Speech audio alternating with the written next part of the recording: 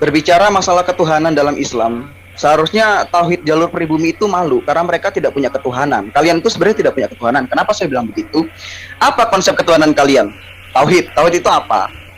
Tidak jelas. Sekarang kalian mengimani seperti yang dikatakan Goldian yang buta Quran itu. Si Goldian yang buta Quran mendefinisikan bahwa Allah itu seperti dalam Al-Ikhlas, Qul huwallahu ahad, Allahu somad, lam yalid walam yulad. Dari awal saya sudah mengatakan bahwa Kristus inilah yang diajarkan untuk disembah oleh Allah yang ada dalam Quran. Saya dan Allah itu Muslim karena kami sama-sama menyembah kepada Yesus. Jadi Nah itu tolong dijelaskan di dalam Hosea 2 ayat 2 itu Tuhan lo kok butuh istri, kenapa? Ini ayat Alkitabiah. Terus di dalam Yeskiel 2:3 itu Tuhan lo mulutnya kok jorok bicara tentang porno, ini bahasa Alkitabiah. Terus di dalam Yeremia 4 ayat 22 kenapa Tuhan lo ngatain lo bodoh dan tolol, ini juga bahasa Alkitabiah tidak menghujat. Lalu di dalam Matius 15 kenapa Tuhan lo itu ngatain orang di luar Bani Israel itu anjing, dan di dalam Mazmur 22 Tuhan lo beranak. Itu silahkan. ya, Dua ayatnya jelas bahwa Tuhan Ferguson itu butuh istri. Lalu yang termaktub di dalam Matius 15 itu jelas orang di luar daripada Bani Israel itu anjing.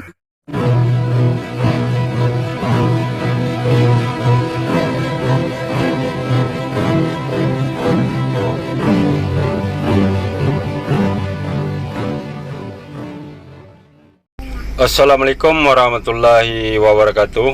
Alhamdulillahirabbil alamin wassalatu wassalamu ala asyrafil anbiya'i wal mursalin wa ala alihi wa sahbihi ajmain, amma ba'du. Puji syukur kehadirat Allah Subhanahu wa taala karena kita diberikan waktu dan kesempatan berjumpa kembali melalui channel Salam Satu Akidah. Semoga kita semua dirahmati Allah dan diberi kekuatan serta keteguhan hati di dalam iman Islam untuk terus meningkatkan iman serta ketakwaan kita terhadap Allah Subhanahu wa taala. Baiklah saudaraku semuanya, pada kesempatan kali ini saya akan menampilkan video diskusi atau debat antara mualaf cerdas kita yaitu Goldian Simbolon atau Pendeta Abednego ya, dengan sang penghujat Islam yaitu si Ferguson, yang mana kita ketahui si Ferguson ini setiap kali berdiskusi ataupun berdebat dengan siapapun juga, dia hanyalah bisa menghujat serta menfitnah Islam dengan sangat keji ya, bukan menggali suatu kebenaran atau mencari suatu kebenaran, tetapi hanyalah berdasarkan atas kebencian semata. Nah, bagaimana debat ini nanti kita akan dengarkan bersama. Namun terlebih dahulu tentunya saya mengucapkan terima kasih yang setinggi-tingginya kepada saudaraku semua yang sudah mendukung channel ini dengan subscribe. Juga yang baru bergabung jangan lupa untuk subscribe dan di-share. Begitu juga kita dukung channel-channel Islam lainnya untuk terus menjadi corong dakwah guna membenteng umat dari upaya pemurtadan dan upaya penangkalan akidah umat muslim. Nah, tanpa panjang mukadimah lagi, langsung saja kita simak videonya. Selamat menyaksikan.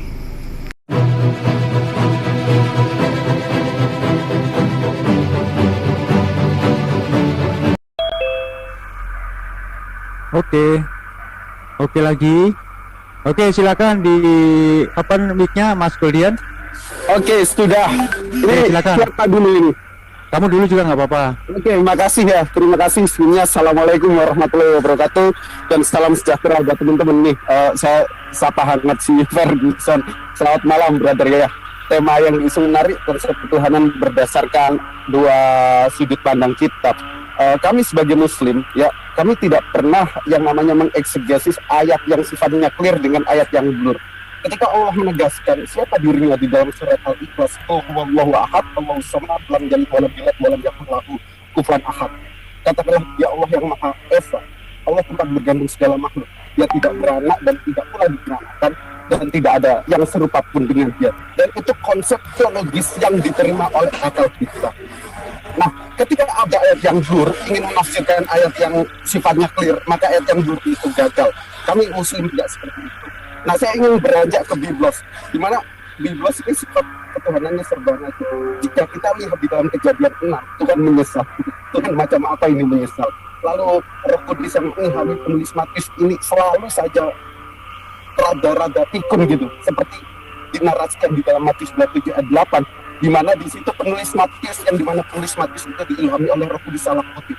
Di situ dikatakan genaplah firman yang disampaikan oleh Nabi Yeremia. Tetapi ironisnya kalau kita cek firman yang disampaikan itu adalah firman Nabi Zakaria. Jadi Roh Kudus ini nggak tahu bedanya antara Zakaria dan Yeremia. Lalu yang kedua, Roh Kudus ini rada-rada pikun. Kenapa pikun? Dia lupa nyelipin silsilah yang dimana silsilah kita hari ini dikurangi.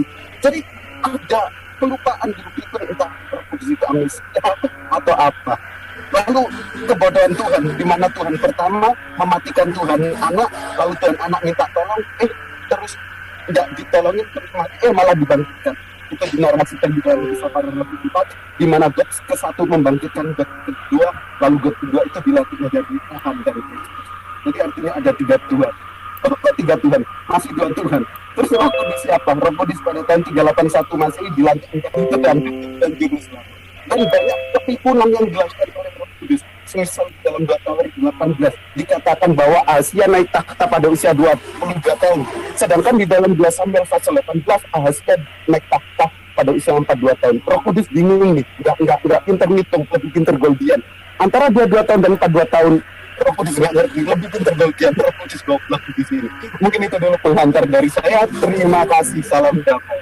Baik, terima kasih Mas Goldian yang telah membuka opening dengan baik. Sekarang saya akan arahkan ke Ferguson. Silakan Ferguson, ingat 3 hal tadi yang sudah saya omongkan. Jangan menghujat personal, jangan menghujat sesembahan masing-masing, dan jangan berbicara politik. Oke, timer dimulai dari sekarang. Itu timernya udah berjalan, saya ulang cepat. Oke, timer. Silakan.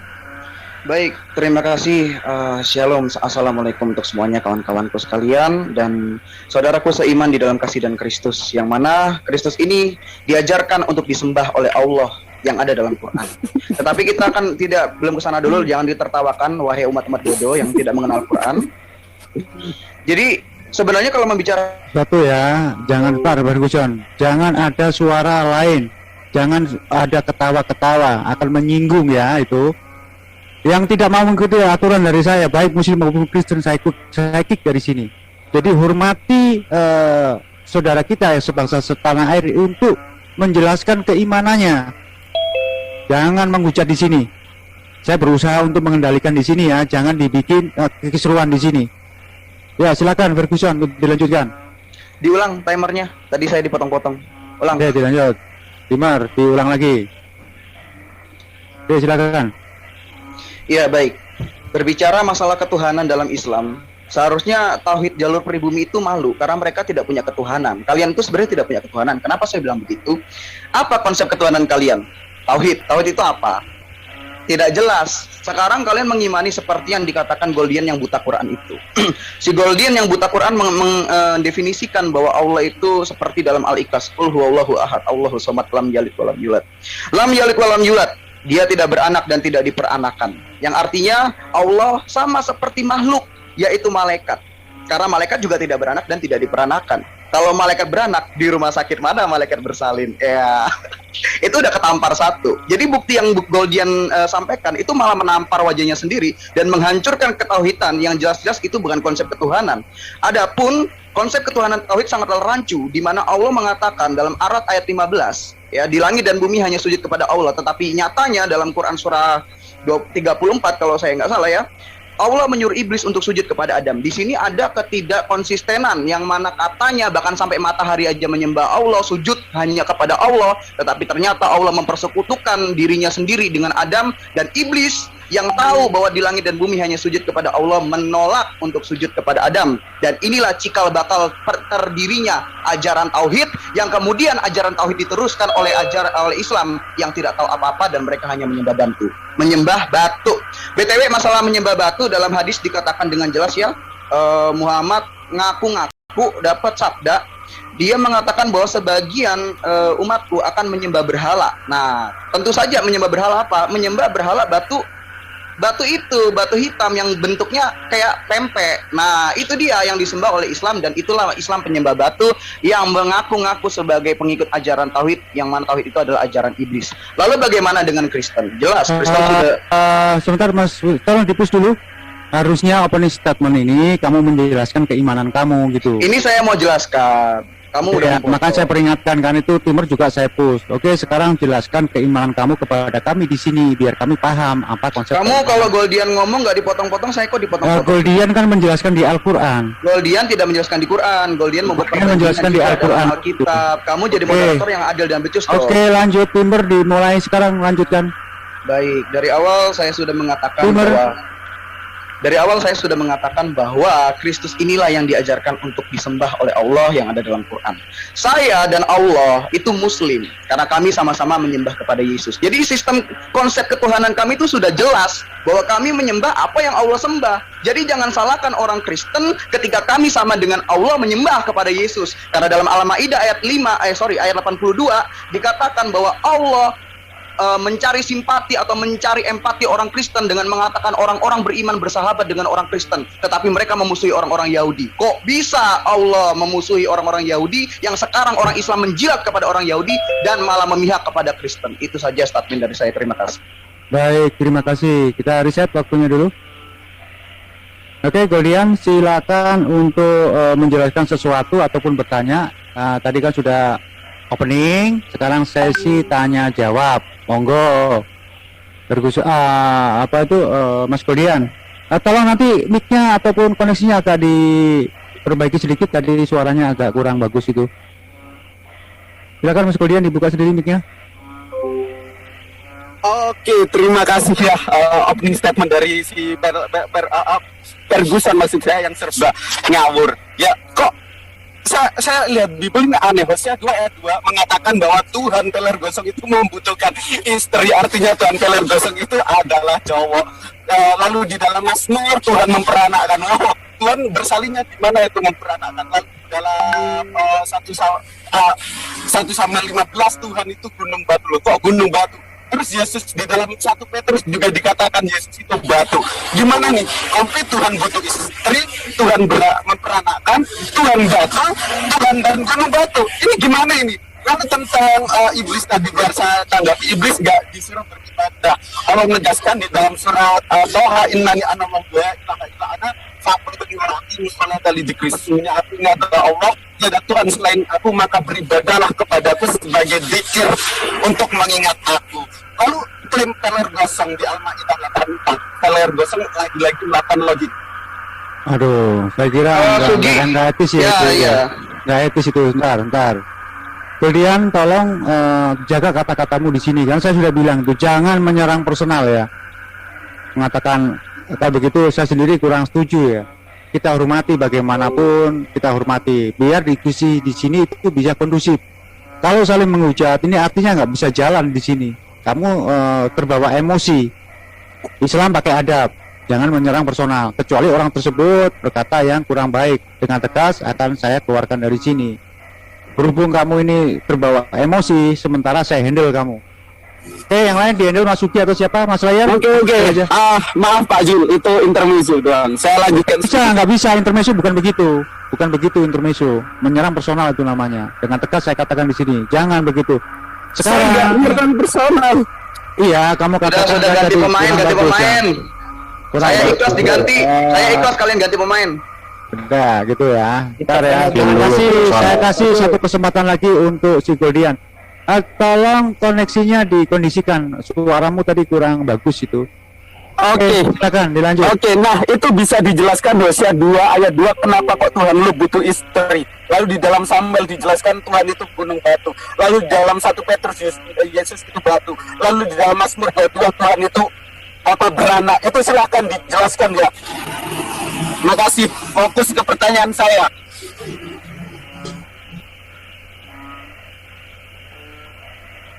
Ada tolong di-push, ini sepertinya. Udah gitu doang. Bentar. Tolong di-push dulu ini. Goldian kemuyut ini. Loh, udah emang dia pertanyaan itu gitu. enggak. Halo. Kemuyut saya tadi. Kemuyut kamu tadi.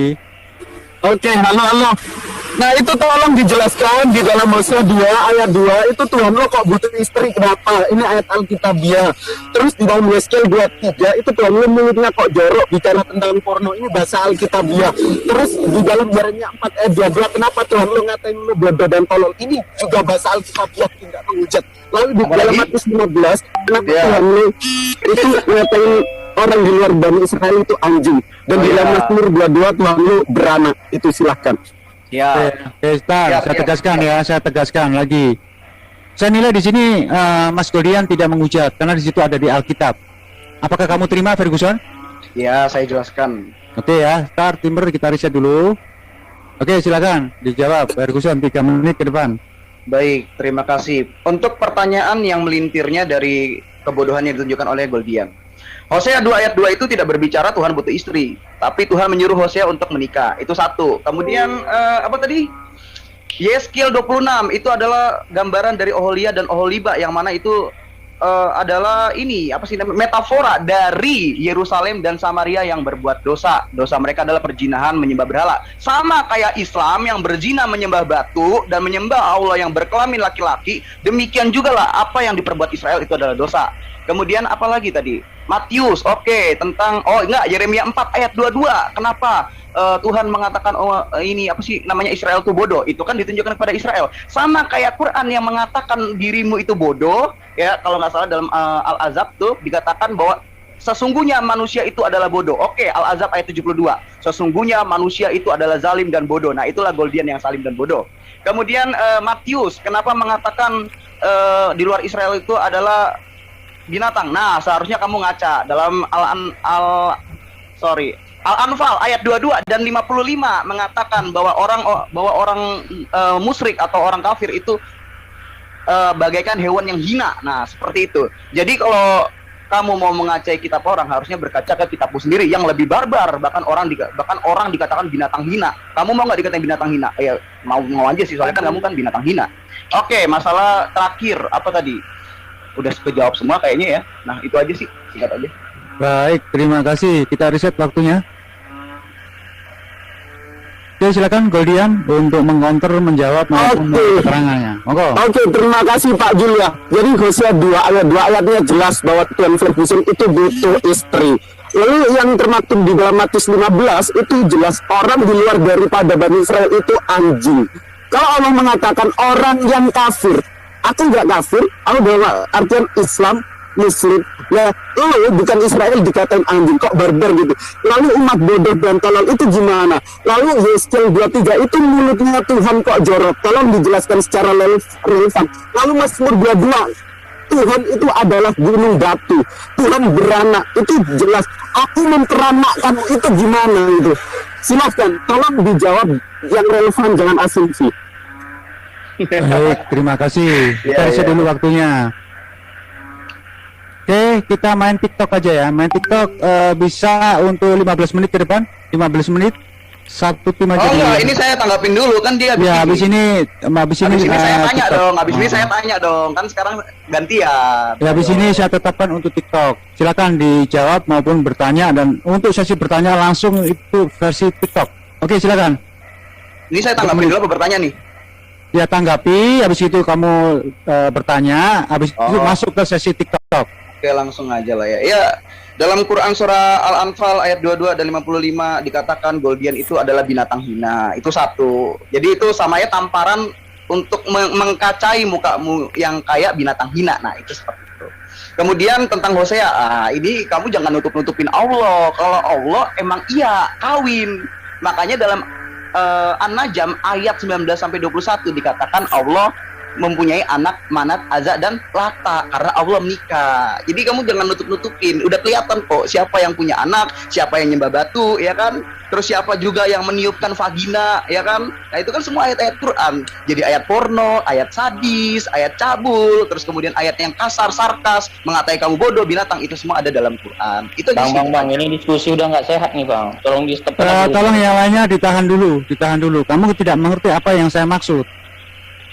Loh. Yang lainnya, saya itu menahan yang lainnya. Oke ya. Oke, Ferguson sudah cukup? Cukup, singkat aja. Oke, sekarang untuk 15 menit ke depan silakan Mas Tian. 15 menit. versi TikTok ini ya.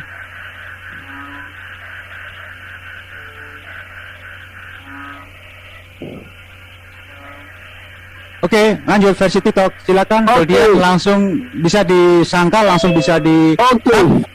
Makasih Pak Jul. Di dalam Matius 27 ayat 8 itu Roh Kudus yang mengilhami penulis Matius bisa salah kutip. Apakah Roh Kudus itu tidak paham Alkitab? Apakah Roh Kudus itu salah memahami Alkitab? Di mana di situ ditulis genaplah firman yang disampaikan oleh Nabi Yeremia. Sedangkan kalau kita cross check itu adalah firman yang disampaikan oleh Nabi Zakaria. Kalau gimana kamu menjelaskan? Quran dikatakan manusia tercipta Itu dulu dijelaskan Matius 27 ayat 8. Aku jangan motong kalau saya lagi Kenapa ngomong. dijelaskan Bentar, ini versi TikTok loh ya. Ini Ini versi TikTok. moderator nih. Ini versi TikTok. Sesi Ini TikTok. moderator nih gimana? Loh, Ini sesi TikTok. Matius 27 ayat 8 tolong dijelaskan kenapa Roh Kudus yang mengilhami penulis Matius salah kutip. dari air mani yang pada Itu dijelaskan dulu Matius 27 ayat 8 kenapa Roh Kudus yang mengilhami penulis Matius salah kutip. error. Kok Itu bisa dijelaskan manusia dulu Matius 27 ayat 8 kenapa penulismu yang diilhami oleh Roh Kudus salah kutip.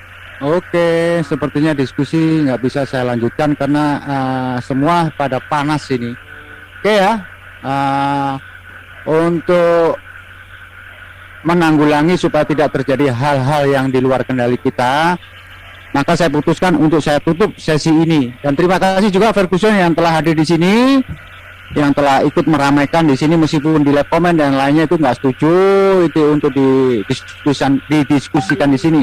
Tapi saya kira teman-teman yang di live comment dengan memberi kesempatan Ferguson untuk katakanlah berbicara di sini, kita akan melihat sampai di mana kemampuannya. Memang sengaja akan saya saya tempatkan di sini untuk beberapa menit. Tapi setelah beberapa menit saya nilai ini nggak kondusif. Terima kasih Ferguson untuk berkunjung ke sini. Sebelum teman-teman yang lain ini nggak karu-karuan, saya persilakan kamu untuk bergeser ke luar sana.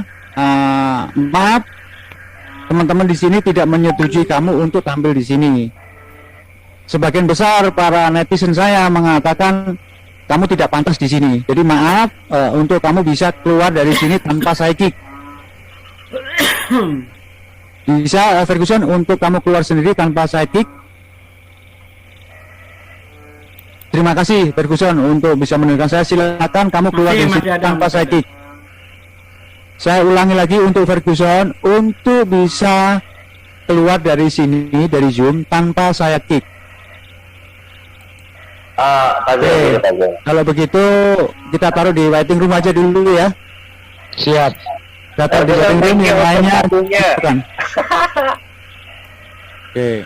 Ntar ya, yang sudah kita taruh di waiting room. Keduluan saya yang naruh di waiting room. Oke ya teman-teman yang ada di sini dan semuanya satu, memang kita kita kan dalam proses ke arah sana, sesuatu yang nggak bisa saya bicarakan ke sini. Saya ingin merekod ataupun merekam semua percakapannya si Ferguson untuk kita jadikan sesuatu. Ada orangnya, masuk lagi orangnya. Bang lagi live Bang, aku Bang. Iya, live semua nggak apa-apa, biar netizen di sana itu mengetahui.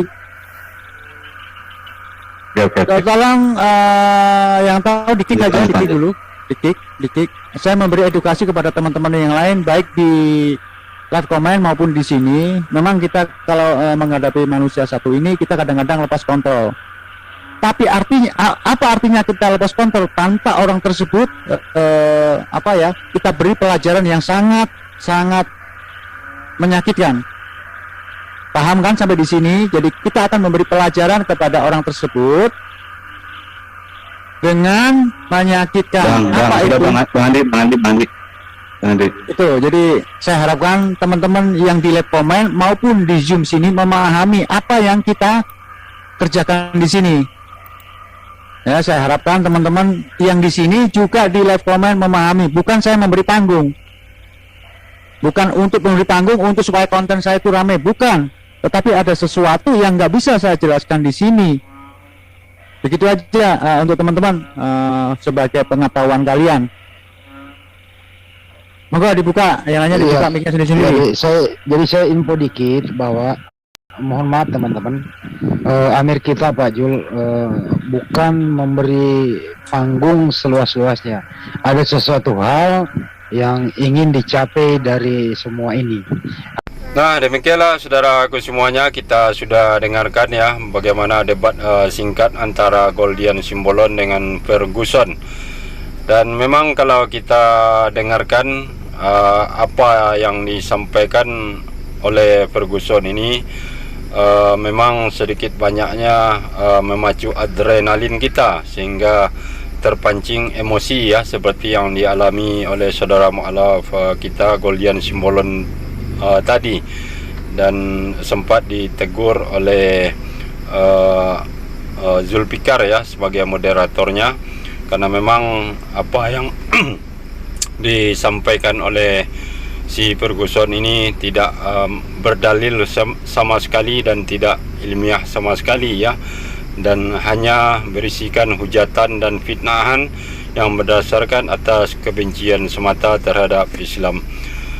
Nah, demikianlah saudaraku semuanya, mudah-mudahan ini bisa sebagai hiburan bagi kita, walaupun sedikit membuat kita emosi mendengar hujatan si Ferguson ini.